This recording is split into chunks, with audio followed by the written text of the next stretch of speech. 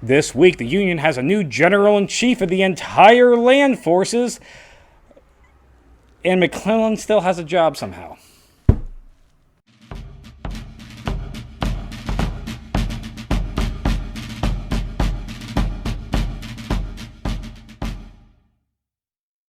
Hello and welcome to Civil War in Hindsight. I'm Lieutenant Tommy. With me, as always, is Prospector Johnny, and Johnny. This week's going to open up with some good news, I guess, at least on perspective. General Henry Halleck, way out in the West, who's been kind of the head of all the Union forces out in the West, he's going to be promoted to General-in-Chief of all U.S. land forces. So now he is. You got El Presidente.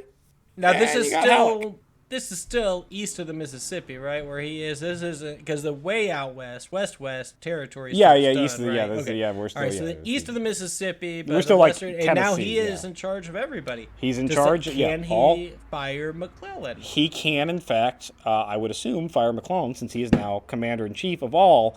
But I'm gonna he's not gonna get fired this week at least. Okay, all right, But there's hope. Like he has to take his job.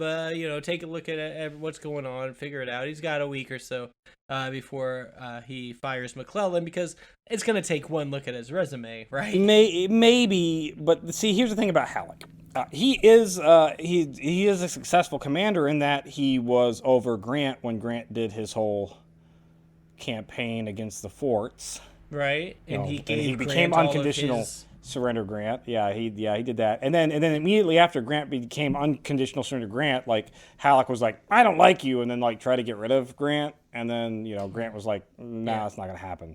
Yeah, no, and so Grant's still there, and then Halleck took Grant and said, well, I'm going to command the troops in the field at Corinth and take over Corinth because I don't think you can do it on your own, and then proceeded to sit there for months, not doing anything outside of Corinth before Corinth finally fell. Because the Confederates just left. So we got a very much basically McClellan Jr. taking McClellan in the West. Yeah, we got McClellan in the West. That's now in charge of all the forces. So. Who promoted him? Lincoln, was it? Yeah, that was Lincoln. That's Harry Lincoln. Has he said nice things about Lincoln recently? Is that what he did? Is that what's going on? Was he quoted in a newspaper praising that might have been Lincoln's handling of the war, and Herr Dictator rewarded him with a position of power?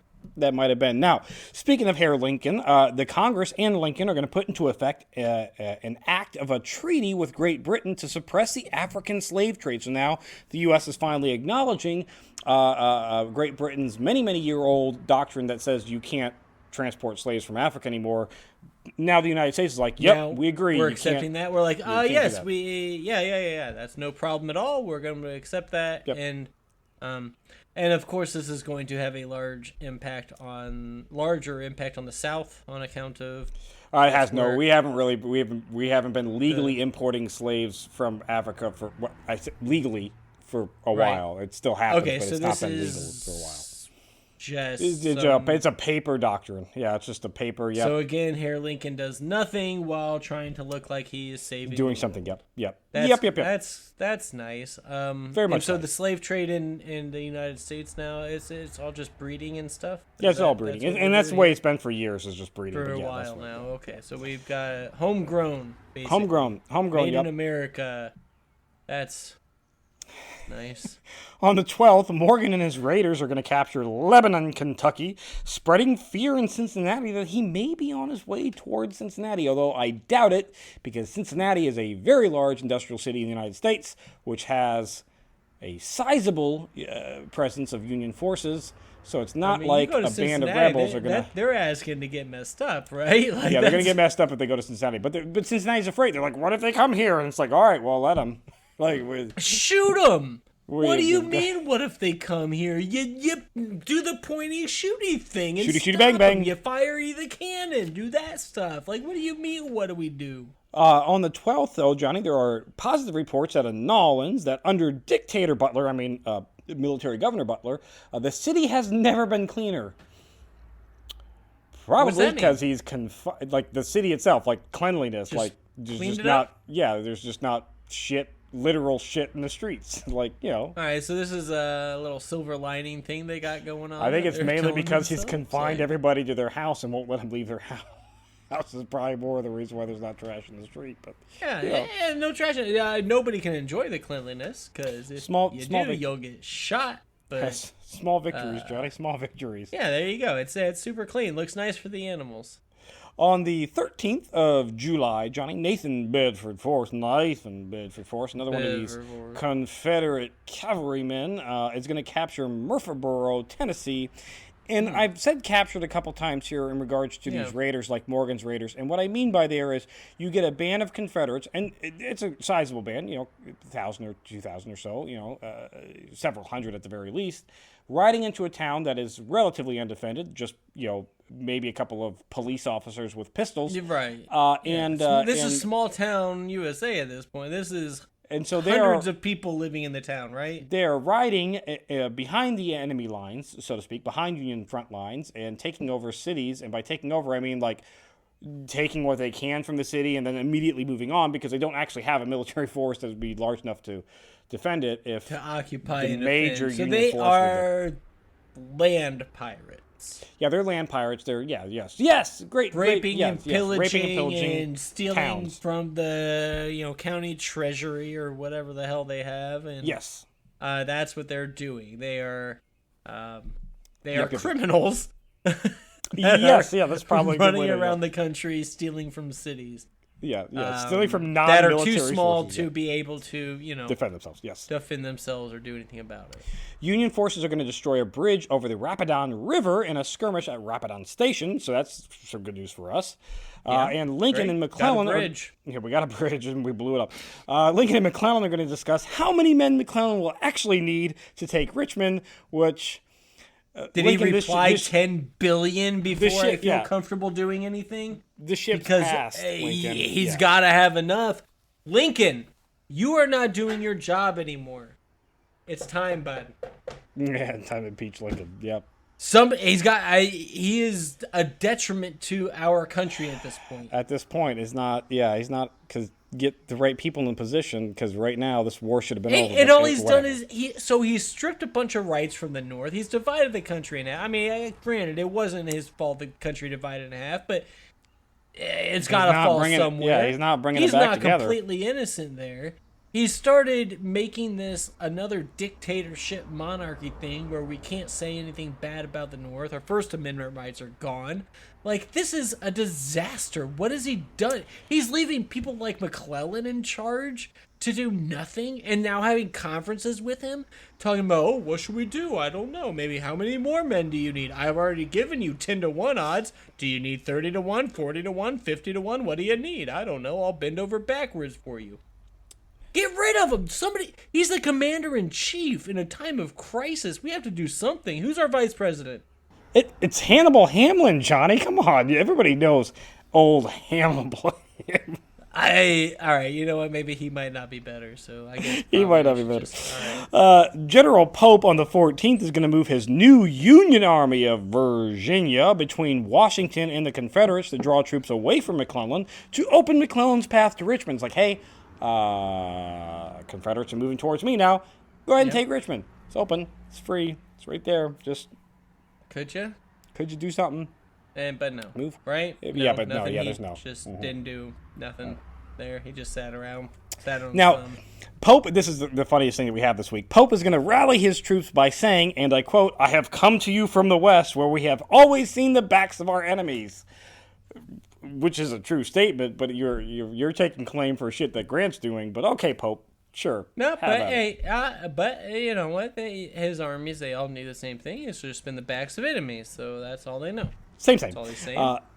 Lincoln is going to call on Congress to compensate any state which may abolish slavery within its limits. What Lincoln is attempting to do here is sort of expedite the whole get rid of slavery thing by, like, there's Maryland, there's Delaware, there's Kentucky, and Missouri. I'll pay you to get rid of it's your like, I will slaves, pay slave owners the amount that you're going to be out on, because now you have to pay employees. Yeah, so. It's like eminent domain. He's paying for property. That's what he's trying to get Congress to agree to here. Okay. And Johnny, we have a new state today, sort of, on What? the 14th. Hold on, wait. Or at least the A whole process ass of a new new state? state to be. Yeah, at least the process of a new state to begin. The U.S. Senate does pass a bill granting secession of Western Virginia and permission for them to create a new state and start to apply for statehood. Unfortunately, they're naming it West Virginia instead of the Kanawha. Like, would have been What? better. Yeah, just naming it West Virginia. Just West Virginia. Yeah, West Virginia. Yeah. But Stupid name. so this is going to be a state Yes. that So- into the Union, right? Yes. Yeah, into the Union. Okay. So we've had Virginia that seceded from the North. The Yes. western part of Virginia said we don't like that and seceded Yeah. from Virginia to create West Virginia. The Congress has now said that's okay. You can do that, and you can go ahead and apply to be your own state. So it looks like Texas, there's going to be please. Texas, please. It looks like there's going to be a new state called West Virginia in the near future. There is the Battle of the CSS Arkansas that's going to take place around Vicksburg on the 15th of July. The CSS Arkansas is a newly created Confederate ironclad that will engage Farragut's fleet. It will start by engaging 3 Union vessels as it goes downstream on the Mississippi and anchors at Vicksburg Bluff. Farragut is going to take his fleet and pass below the city and duel with both the land batteries and the Arkansas, but is going to fail to destroy the Arkansas or majorly damage the land batteries. 3 Union boats are going to be badly damaged, but so is the Arkansas. Union is going to lose 18 killed, 50 wounded, and 10 missing, to Confederate losses of 10 killed and 15 badly wounded, all of which were on the Arkansas. So I thought we had pretty much eliminated their naval force. we did. This is one of the holdouts. Yeah, like yeah. they finished a boat or something and then sent Yeah, it up they slapped some iron on the side of a boat and were like, "It's a new gunboat. Sink her up and it'll win the war." And it doesn't. then it did nothing. It does. Yeah, it doesn't. It doesn't sink any vessels. It doesn't end the barricade or the siege of Vicksburg. It doesn't. It ran up and down the Mississippi, made some noise, got damaged, came back. Did some damage. Yeah, did some damage. Yeah, and got damaged and came back. It's kind of like that's the theme of this whole war so far. Lots of noise, a little bit of damage, and then that's it. Coming back. And coming back. On the for some people. That's not. That's not so rest comical. in peace.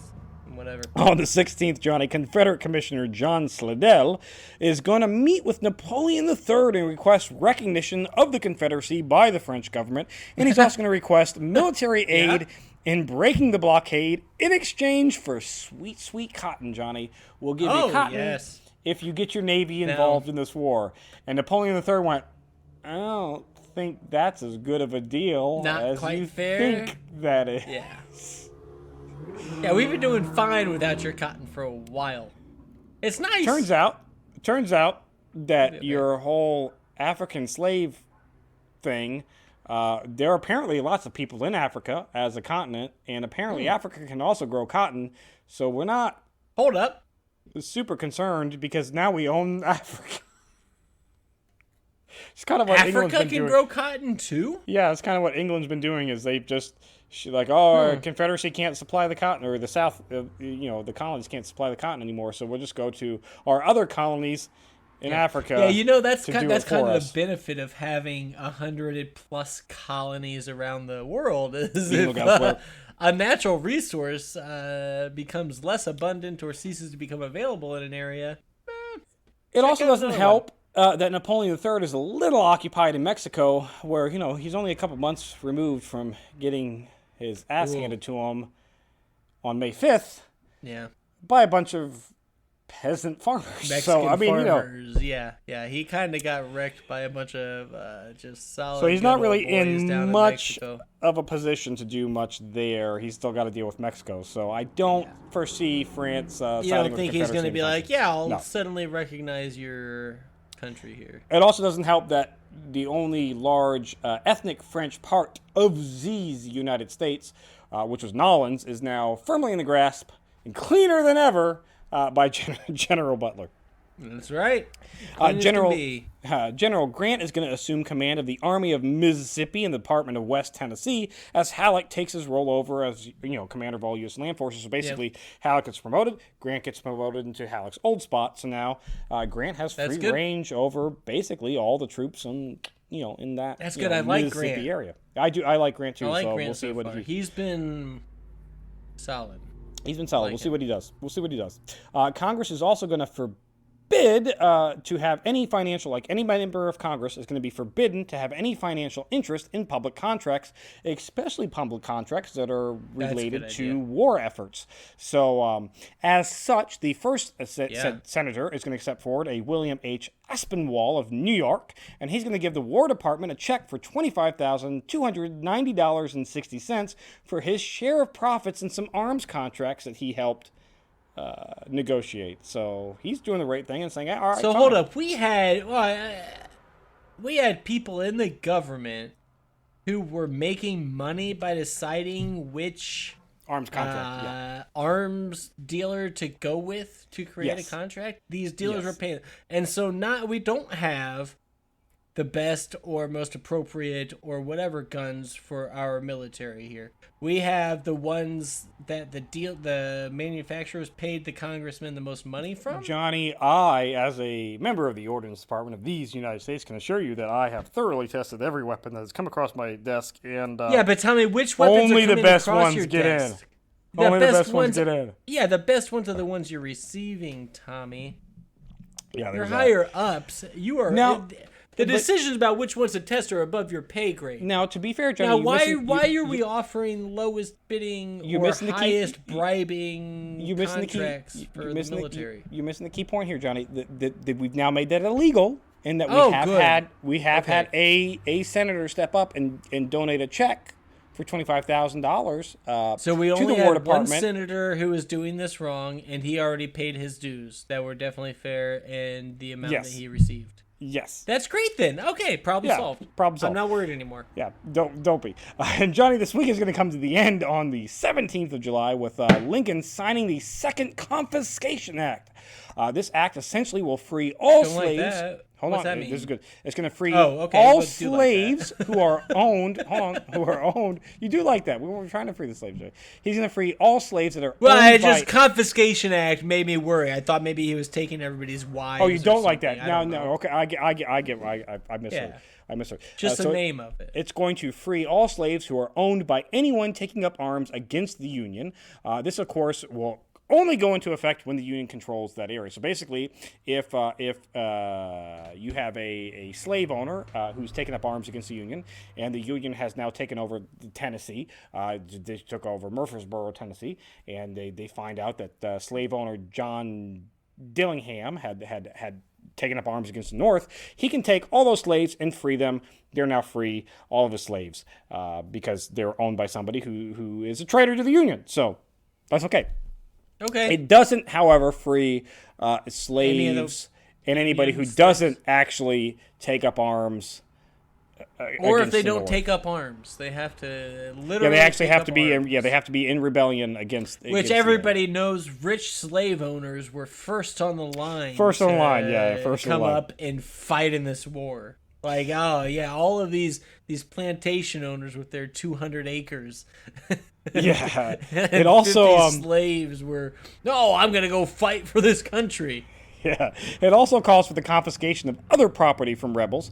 So basically, anybody taking up arms could theoretically be subject to lose their homes, as well as employing ex-slaves for the suppression of the rebellion. There's now talks here of taking a freedmen, former slaves, and putting them to work, whether that be, right now I'm sure it's just digging trenches and that kind of stuff, like odds and ends, supply running, that kind of thing. Well, right, because I don't think it actually means like able-bodied men who have done nothing but manual but theoretically labor their speaking, whole lives, what could they possibly add to an army to help fight the people who made them do manual labor their whole lives? Maybe just ignore them and send them to dig some ditches and stuff. The way it's worded it does say that we can employ them for the suppression of the rebellion. So theoretically speaking, in that wording, we could theoretically put them in the army. Although I don't see that happening anytime soon. But theoretically, it could happen. And it also provides... I can see why the government would be against that. Why would you want to take people who were suppressed by one group of folks, rescued by another one, and then enlisted to fight against the folks that suppressed them? They're not going to want to do that. They're not... Yeah, that's too crazy. That's crazy talk. That's crazy talk. That's insane. They've done nothing but manual labor their whole lives. What value could they be?